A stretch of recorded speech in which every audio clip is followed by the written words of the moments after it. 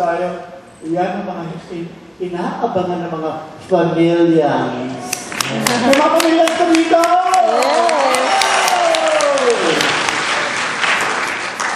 Yes. Pero mga kaibigan alam nyo, when we were organizing this, sabi ko, oh sige, gusto niyo mag-concert ulit tayo. My God, 25 years ago na, ang tataba na ninyo! Tapos, kaya pa ba ninyo?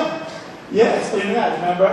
Oh, sige, nag-choreography kami, nag-lead position, naku, hindi na makatayo. Okay.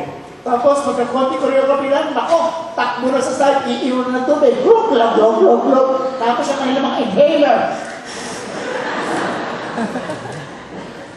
Kaya sabi ko, ano ba yung gagawin natin ngayon? Alam ko, ang gagawin natin, magkakaroon na lang tayo ng parang musikahan ng kaya lahat kayo, iikot na lang sa piano, kakanta na lang tayo ng gano'n. Wala tayo ng choreography para hindi tayo mahirapan, para walang heart attack. No? Kaya nga lang, alam niyo mga kaibigan, sabi ko, hindi pwede yun. The audience will be waiting and expecting for what they saw 25 years ago. Tapos kayo din, you are not going to be satisfied until you dance like you danced 25 years ago. And mga kaibigan, more! Hindi lang kami kakanta at sasayaw ng mga dating Glee Club numbers. Meron pa kaming asin. Meron pa kaming K. Ano ba gagawin namin ngayon?